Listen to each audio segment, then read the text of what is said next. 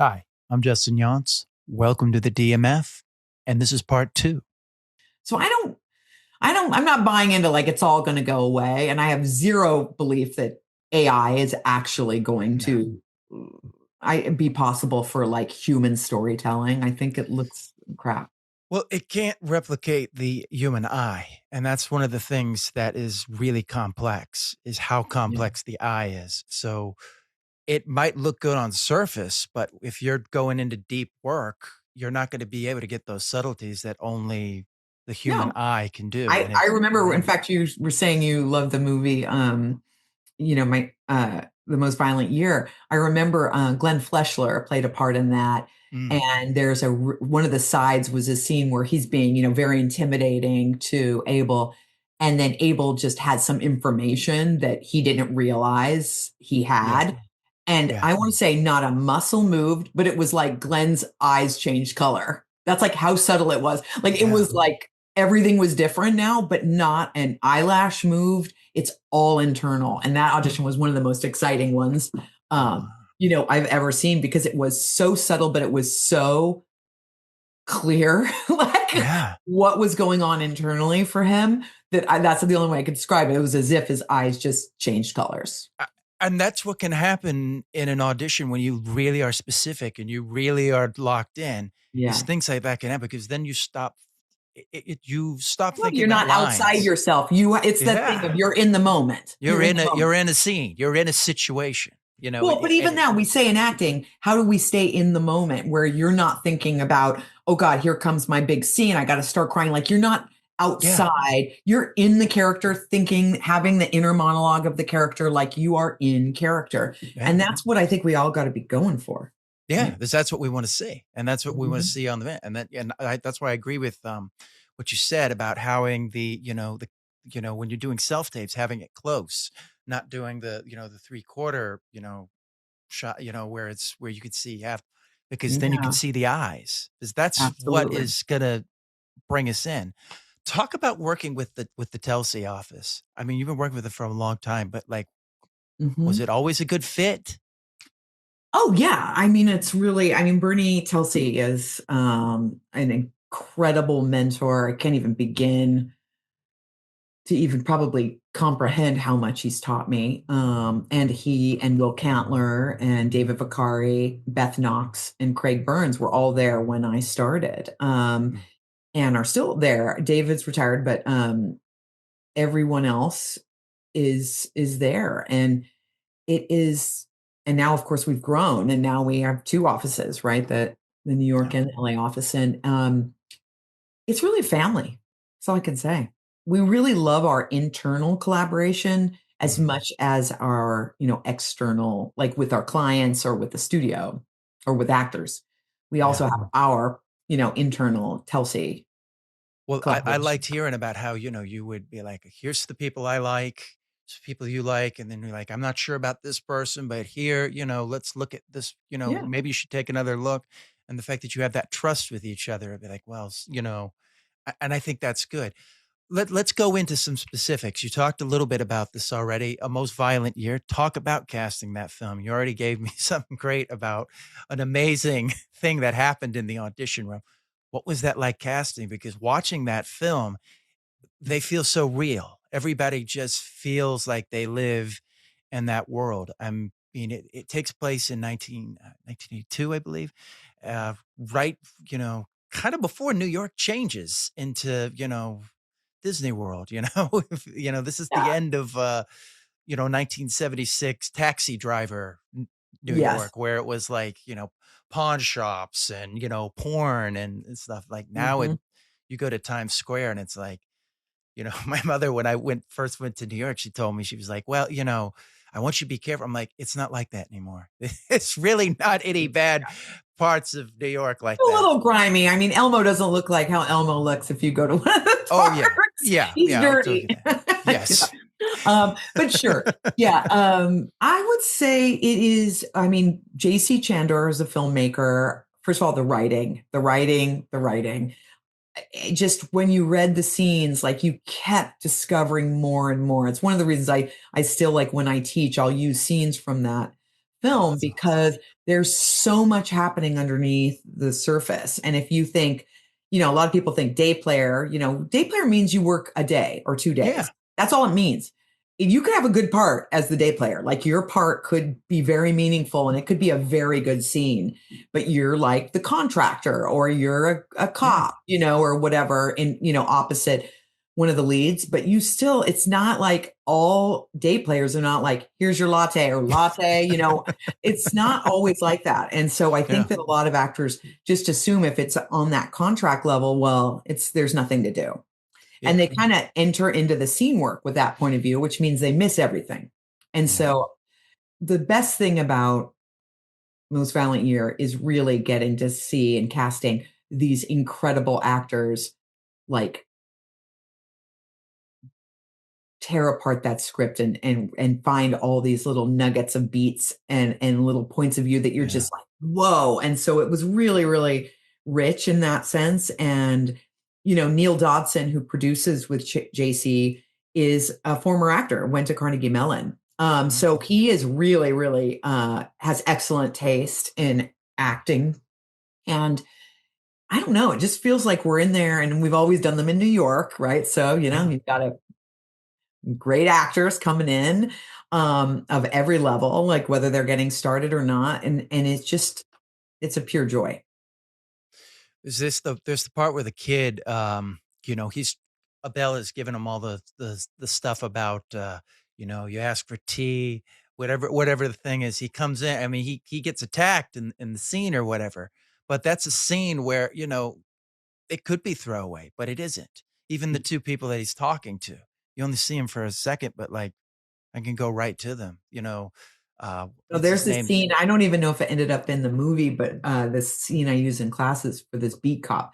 And, it Okay. says, the cop sitting on he's like alone, sitting on his cop car with this, oil truck there. It's been Okay. Yeah. stolen from Abel. Abel comes up to him and is like, "Can I take it?" And he's like, "Is it yours?" Like with this attitude. And every Yeah. time and people play it very much like I'm the, shitty cop, but They then just use the there's ethos. Yeah. right, but there's a part in the scene where Abel kind of like goes, "So you've done nothing." And the cop realizes he hasn't done anything. Yeah. He's not well trained. He doesn't help people. Like he's got all this attitude, like I've got authority and I have an important Yeah. job. He's babysitting an empty truck. And like when you read where it is, it's like exterior dog racetrack parking lot. Oh, yeah, you're But right, it is so in there, many yeah. people, like because Abel says, "Can I take it?" And then he says, "Excuse me," people just automatically are like, you know, act like they're interrupted. But I'm like, no, no, you're sitting in an empty, there's one car driving up. You're going to be watching the guy Yeah. approach you, right? Like you're not Yeah. busy. You're not in a police station doing work and someone comes up. You're sitting in an empty with this one thing. Like, those little details, it's like you're just taking everything for granted. You're not really reading it. Yeah. Yeah. You're going, oh, it's a cop. He's got an attitude. And that's all the level of the work it is. And you miss And yeah, like don't do 7 that. beats in that scene if you do that. Part of that scene is in the movie, but it's cut in a way Yeah. where you can't see that, I'm sure they filmed it at some point like Yeah. that, Yeah. but it got cut because No, that's can what remember happens, that. but that's you got to book it though. And Yeah, that exactly. scene was great. It was a Yeah. really fun scene. So, I love that. Were you involved with all the casting of all these people in it? yeah. So like Albert Brooks, when Mhm. he did he Well, he doesn't audition? read. No, no, Okay, no, he didn't have to read. no. That's what I'm No, but we asking. did a list and we talked about, who makes the most sense. And Yeah. that's a big part of casting is talking about actors and you know, who would be ideal and like who also seems like Yeah. realistic that you can get for a film of this budget and what you have budgeted. Like that's a big part of it. Because you had the guy who went on to do that show Scorpion. He plays the I Elias. don't know. Mhm. Yeah, yeah, there you go. Mhm. He has a lot to do in it. I don't know if he was a name at that point, Mm-mm. but he really does a lot with that. I No, mean, he's that terrific. last scene, Yeah, he where was like, he's just we he's just were familiar with him, but Okay. like hadn't worked with him yet. Maybe I'd seen him in one audition or something. Yeah. But he was someone that was like a real up and comer, and we thought like could be really right. And it was tricky because he doesn't live in New York. So we had to like figure out when were we doing this, and figure Yeah. that out, the logistics there. But he's wonderful. Yeah. Moving on to Miss Sloane, another film that you cast that I I love Miss love that Sloan. film.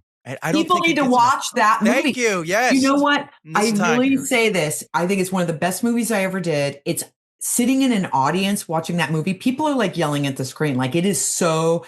Yeah. I really enjoy that film, and I think because it was testing so well, they decided to not do the festival route, and that was we should have Is done that what festivals. happened? I think. Ok Yeah. yeah, you I guys mean, definitely yeah. hindsight's always 2020. Obviously, a lot of great people. I mean, John Madden, the director, is amazing. I love working with him.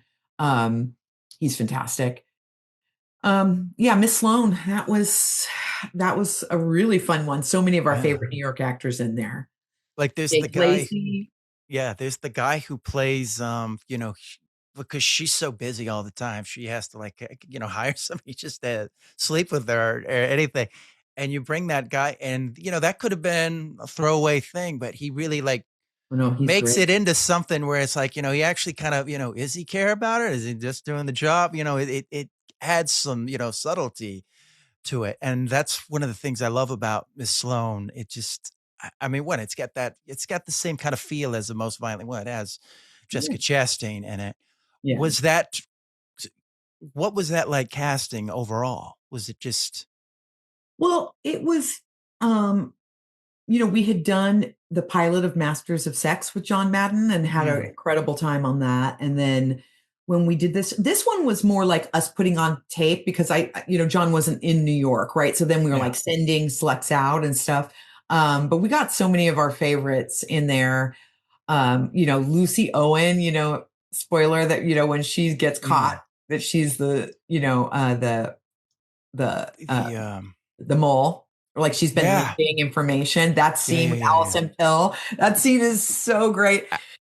Am I thinking Allison the Pill right part, does right? Allison Allison Pill Pill's does great. such a good job in there because she disguises, you don't know Oh, where she is and no, totally phenomenal. until that I end. gotta I watch mean, that movie again. Yeah, thanks for reminding I, me of I'm that. I'm kind of surprised. Like it's never on HBO or any of those movie channels, and I'm just like, it's rarely even on sale, like on like I know, Amazon it's or anything. great. And I'm like, why? Yeah, it's kind of like this gem that I feel like, maybe the Criterion Collection will find it and release it and say this film came out here. But yeah, no, I love Miss Sloan, and especially the ending. I feel like that's kind of what needs to happen now. Yeah. um, Margin Call. What was that like? Well, that was the first time we worked with JC. So Okay. that was before Most Violent Year. That one was really an interesting one because it was such like a JC, I think, was more known for commercials. And so Mm, we didn't have, when we did Most Violent Year, we had done Margin Call, which had done really well. So yeah. we had a little bit more easier to pitch, the film. And I would say that Margin Call, we were really trying to get, bankable names to get the money together to make this film. And it came to us because of Zach Quinto. He was the producer of it, along with Neil, who he went to college with. And Mhm. then they had, found JC or like worked with JC somehow. And I don't actually know how they all met, but they came to us with this film. And there was a lot of like, offering trying to get bankable names, and that's where Yeah. indie film really is the struggle is like the film's not real till someone says yes. Yeah. And Zach was having some success. I think he had gotten Spock by this point, Mhm. and I kind of feel like he was at one agency and the other agency wanted to poach him. So they were really smart and said, we'll take a Mhm. meeting. And they basically went in there and were like, this is our film. We want to make it. How are you going to help us? And it was, and then Oh. the poaching agency, or no, sorry, not poaching, Yeah. the new agency was like, how about this? And like Yeah. got it happening. And that really helped us. So I'm always, when I'm working with independent producers and directors, I'm like, who do you know? What do we have? Is there any leverage? Do we have? Is anyone repped somewhere so that we can try to encourage the talent agents at that agency to really like help us get someone great. Yeah. Because you You talk know, because you talk about now you're seeing now people are just sending their assistant and they just send you a list of actors. They're like, hey, pick pick one, and it's like, how much time did that take? they're not even available and would Yeah. never do it. You're Yeah. just like, this is, Yeah. It's like, wow, you really looked at this. Now let's talk about Wicked, which I think is the perfect marriage of theater people and film people I think I've ever seen translated into film. Is it just I didn't think it was gonna be good. I remember sitting in the movie theater and then being blown away by just the first. It was like, "Oh, wow, this is exactly what it needs to be." And I just started crying. I was so happy that I was wrong. It was so good. Um, you brought in Cynthia Erivo, who, the first time I saw her was, Bad Times at El Royale, and she was really Mhm. good in that. She actually sings in that. Talk a little bit about finding was she somebody that you guys were already looking at? Because you said you guys had kind of an open casting. They didn't like say, "Here's a Mhm. find us where you got this star." Like the most of the star was probably going to be Ariana Grande, but we'll talk about her in a minute. But Yeah. Well, our office does a lot of Broadway musicals, and so we actually, Bernie cast The Color Purple, mm, where Cynthia played Celie, yeah, in the revival, and we actually did both Color Purples on Broadway, the original and the revival. So we were well aware of Cynthia's talents, and she obviously Celie is a very difficult vocal role, as is Elphaba. So we mm, knew that that was probably going to be in her wheelhouse. And the question with her was just about Act One, because Cynthia carries tremendous strength, right? yeah, Tremendous strength. And she does have vulnerability too. Obviously, Celie is very vulnerable in Color Purple. She's a character with a lot of trauma, and Cynthia was absolutely genius in that.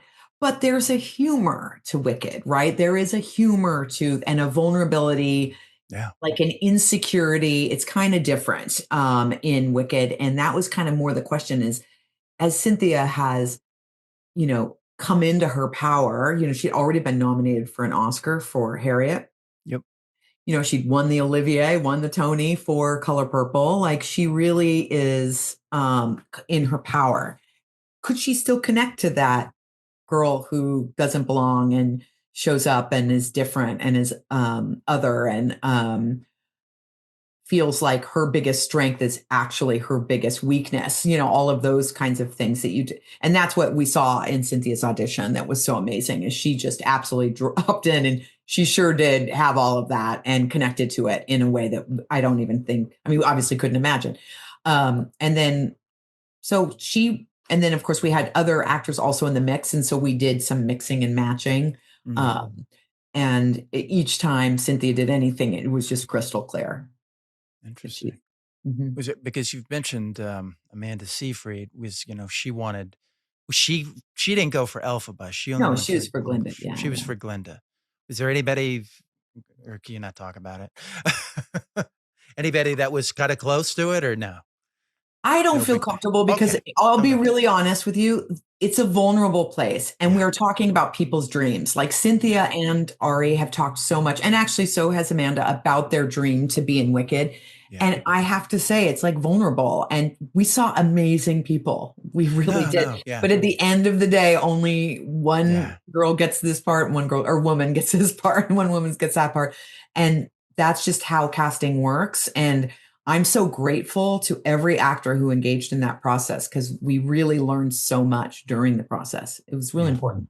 Yeah. No, no, no. We'll leave it at that. All right. So let's talk about Ariana Grande. I don't know if I'm misquoting you or not. You said that this is one of your favorite auditions you saw because, due to the journey from seeing her as like kind of seeing, Ariana Grande, the pop star, and then seeing her slowly become Glinda. Now, she originally wanted Elphaba. Is Yeah. that correct? That's not correct. We did say to her, she could kind of vocally do both. We knew vocally she could do both. Okay. Um, it seemed like obviously we knew she was funny from like Jimmy Fallon, Yeah. clips and SNL SNL. and Yeah. She things was like so that. great. So, but in terms of a dramatic actress where this role has to go, hadn't seen her in something like that. Um, So, when she came in initially, she definitely had kind of like her look that she has when she's Ariana Grande, the pop Yeah. star. And I think that was kind of distracting. And um, I again get the opportunity to be the reader with her. And Mhm. so I was feeling some stuff that I don't know if the room was feeling initially, because I have such a unique experience being the one who's actually doing the scene work. Yeah. It's different, and I think that it wasn't so much as she slowly turned in the character. I think that it's more that as we spent more time together, the collaboration that both parties, John Chu and her, were bringing to the table and what we were discovering in those audition rooms just kept like it was like the doors opening. I wouldn't say the Yeah. door was shut at first and we had to force it open, or it was a surprise that the door opened. We know doors open. It Yeah. was more of watching the door open and seeing her incredible commitment and ideas growing with us in the process because she had several auditions. So um, she I don't know, she just kept bringing it. She did say in the first audition, do you want me to sing Define Gravity? And we were like, yeah. She did. And of course it was amazing. Because she said like a year before it even auditions, when she heard that this was even coming out, she got together with, her music team. It's like, let's Mhm, already start preparing for mhm. for Wicked. So she was already Oh no, getting into that. she really manifested this whole thing. Yeah. And when you see I think I really like her arc in the second one. I feel Well, like she really phenomenal. shows the, Oh, incredible. just the vulnerability and her becoming Glinda the good witch, the witch that we see her as. It's one of my favorite parts, when she says, Elphaba says to her right before for good, you can do all the things that I can't do. She's realized that I'm fighting a losing battle going after this, but they already think you're good. So be that. Yeah. Learn to be better, and we see her, I'm gonna do that cry. try. I So know I'm gonna good. cry too. It was so good. When I watched the first Wicked, when you get to that part where she's like falling, you're hearing the voices and everything, and she sees her former self there, and then she comes in and we see her power. I was like, that's one of the most heart-stopping things. Like I'm forgetting to breathe, because it just is, it's there. But yeah, I thought her Glinda in the second one, like it's still Elphaba's movie in some ways, but I really feel like it's Glinda's, but she's got the real turn that happens in that I think second a lot film. of people feel like Act One of Wicked is Elphaba's and Act Two is Yeah, Glinda's journey. But I think that the truth at the end of the day, I know there was some like controversy of yeah, like, why is she being put up for supporting? She's the lead of the second movie. And I'm like, it's still called Wicked, and the Wicked yeah, Witch is Elphaba. It is all still in support of Elphaba, right? Like yeah, that is the arc of the story. But Glinda is is a tremendous role with tremendous range, and Ari just murdered yeah. it. I mean, you see that part when she realizes that Fiero's in love Oh, with Elf. You could see her heart break, and I'm just oh, like, yeah. "Oh, I just wanna give you a hug, and I can't." Talk a little bit about, like, what about, like, the wizard and Madame Morrible? Did you Yeah, guys those have to those audition were those? no, those Okay, parts we knew that okay. we would be just because of Yeah, the age and the established, and also, they're vocally, I know some people have vocal issues, but they're vocally not difficult roles, and yeah, they're not, I don't think that the singing for those characters are the most important element of what they need to do. yeah, And so, I think that we did lists of ideas, which is so fun because you kind of, when you're doing a big movie like that, you get to just like think, who was your dream person? And I yeah, think, Michelle was, I was very excited to cast Michelle because what I loved so much about Dana and Winnie's screenplay and how it differed from the original Wicked stage musical is that, Morrible in the stage musical is almost like female authority figure in Hairspray. yeah, She's comic relief. She's yeah, almost camp, and she's passing out dorm assignments, but she's also the sorcery teacher and she's Yeah. also the press secretary to Oz. She really is like, Yeah, this is she's really a doing everything. one-woman Yeah. university here. And what's happening to Shiz now that Morrible's working with the wizard? I mean, like, it must have fallen apart because she literally did everything at that. Yeah. Yeah. She's the only authority figure you see except for Dillamond, right? Yeah. And I guess Nicodic when he comes in and to take over when they, fired Dillamond. But I loved in this one where that scene where, the way it was written in the movie, where Elphaba loses her, control and has that moment of magic where Nessa Rose gets raised up and you see this most elegant woman in the world, the most powerful looking woman who's got mystery and gravitas the way that, Michelle Yeoh has. You just instantly are like, holy moly, who is that? Right? Yeah. And when she sees Elphaba and changes her life by saying, you need to come and study here and blah, blah, blah, you feel, I think because Michelle is so right and perfect for what that moment needs, you feel it in the audience. You feel like you're Elphaba, like your excitement for Elphaba, I think it's all of us because we all understand what kind of teacher that is. The person everyone wants to get in their class. And I just think Michelle had that times a million. And also she's a fun villain. I think she's really fun. I think but yet I thought she added so much to it that I felt was kind of missing in some of the stage show that just that subtlety, but there's a lot of stuff you can't do. And the stage show, you can't show her, feeling embarrassed in the middle of the dance floor like you can in a film where you can really just take that time. Oh, for sure. And so Michelle really, I just love her so much. And I think that she, and then with Jeff, I think the thing with you want someone very idiosyncratic. You want someone who feels like they could have been a carny, right? Yeah. Like he's a con man, right? Like he's a carnival man and a showman. And there's something about if Jeff Goldblum turned out to be like a professional magician, would anyone be surprised? No. He seems like that, right? Like he really has this. He also has an awe of him. I think of him in Jurassic Park, which is one of my favorite films. Yeah. And his character, or The Fly. I mean, I just saw The Fly the other day. We watched it again in the fall with my kids, and they were like, holy moly.